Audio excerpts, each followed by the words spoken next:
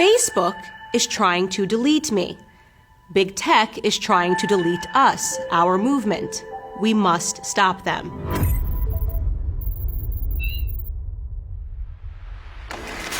You are smart. Long ago, you stopped believing in the corrupt corporate media. You canceled the newspapers and cable shows and began reading your news from social platforms. Dominant on those platforms were conservative voices, like mine. We are the Americans who did not have a voice in traditional media. Honestly, do you think the left wants me to have a platform to speak? But I can have a voice. Here, on my own social platforms. I can be heard.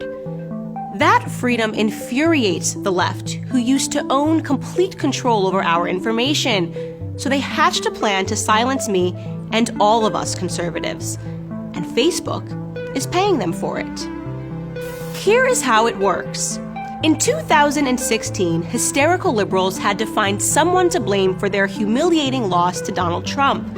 In their minds, they could not possibly have lost due to their own horrendous candidates or policies or their own failing message, so they attacked the one thing that they did not have total control over: social media companies.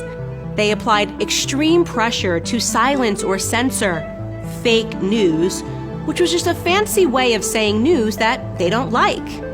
Facebook bent to that pressure and created a fact-checker network with godlike powers over all of us. Here is how Facebook fact-checking works. A website you have never heard of, run by partisan beta leftists, stalk the pages of your favorite conservative personalities.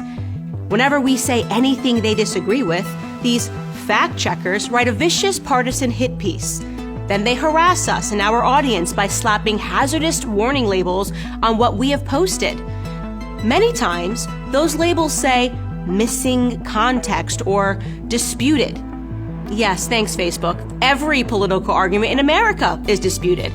Every argument is indeed missing some context. But the insanity continues. These hack checkers, as I like to call them, would be just an annoyance, but Facebook gives them the ability to destroy the reach of our content, so we cannot communicate with you.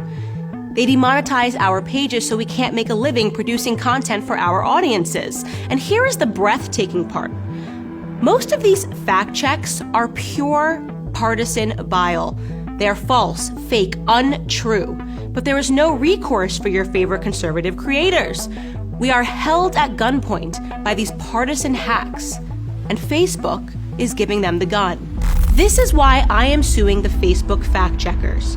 I'm suing them on behalf of you, your favorite creators and news sites, on behalf of our freedom of speech and thought. So who are these hack checkers? Well, I'm suing a site called Lead Stories.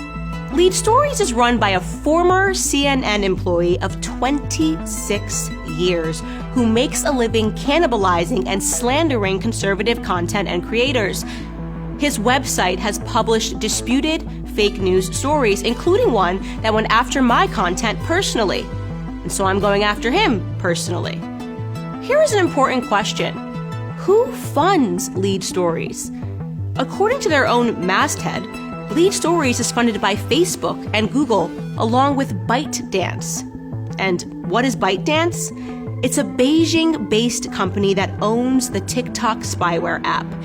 Our own Justice Department says the company is a national security threat and compromised by the Communist Party of China.